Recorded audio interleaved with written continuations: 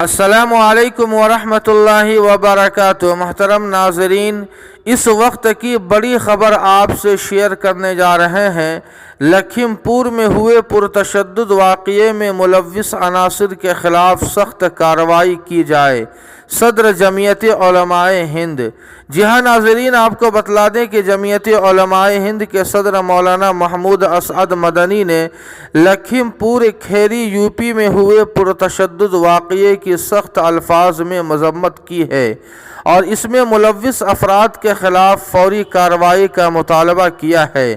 مولانا مدنی نے کہا کہ وہاں جو کچھ بھی ہوا ہے وہ کسانوں کے تئیں سرکار کے بے حس رویے اور اپنے حق کے لیے آواز اٹھانے والوں کو تختۂ دار پر چڑھانے کی فاشزم طرز حکمرانی کا مظہر ہے۔ مولانا مدنی نے کہا کہ جمعیت علماء ہند ایسے دکھ کے وقت میں مرنے والوں کے اہل خانہ کے ساتھ یکجہتی کا اظہار کرتی ہے اور انصاف دلانے کی جنگ میں ان کے ساتھ کھڑی ہے۔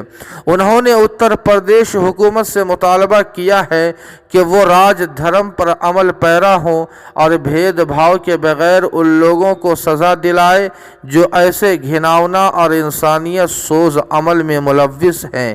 جی ہاں ناظرین، اس خبر کے تعلق سے آپ کی کیا رائے ہے کمنٹ کر کے ہمیں ضرور بتائیں۔ ویڈیو کو لائک اور شیئر کر دیں اور قاسمی جی کے کو سبسکرائب کرنا نہ بھولیں۔ والسلام علیکم۔